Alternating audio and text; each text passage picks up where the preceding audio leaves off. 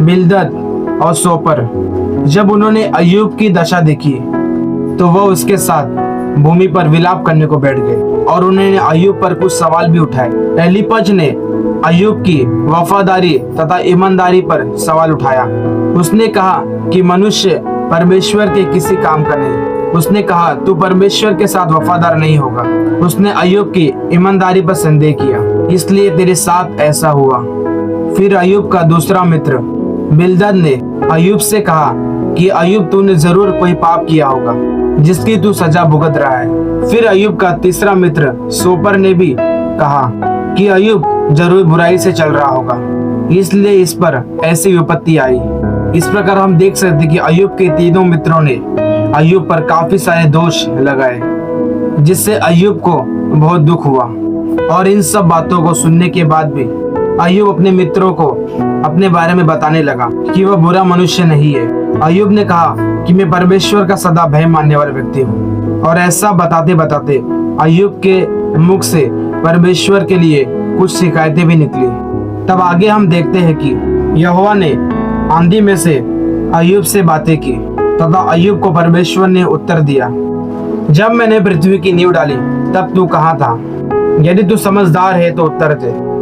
और यहोवा परमेश्वर ने समुद्र, आकाश और बादल और संपूर्ण सृष्टि की उदाहरण दे देकर अय्यूब को समझाया।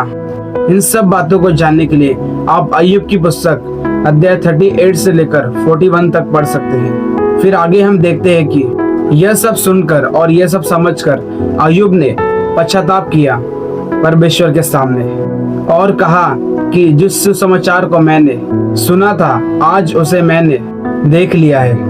किस प्रकार सृष्टि का रचने वाला तू ही है।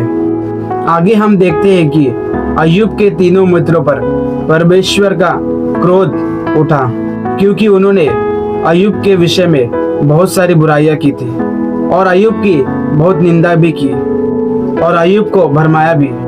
इसलिए परमेश्वर ने अय्यूब के मित्रों से कहा, अब तुम 7 बैल और 7 मेढ़े छांटकर मेरे दास अय्यूब के पास जाकर अपने निमित्त होमबलि चढ़ाओ। तब मेरा दास अय्यूब तुम्हारे लिए प्रार्थना करेगा, क्योंकि उसी की प्रार्थना मैं ग्रहण करूंगा, और नहीं तो मैं तुमसे तुम्हारी मूर्खता के योग्य बर्ताव करूंगा, क्योंकि तुम लोगों ने मेरे विषय में मेरे दास अय्यूब की ठीक सी बात नहीं की। यह सुन एलीपज, बिलदद और सोपर ने जाकर यहोवा की आज्ञा के अनुसार यहोवा ने अय्यूब की प्रार्थना ग्रहण की। जब अय्यूब ने अपने मित्रों के लिए प्रार्थना की तब यहोवा ने उसका सारा दुख दूर किया और जितना अय्यूब के पास पहले था उसका दुगना यहोवा ने उसे दे दिया।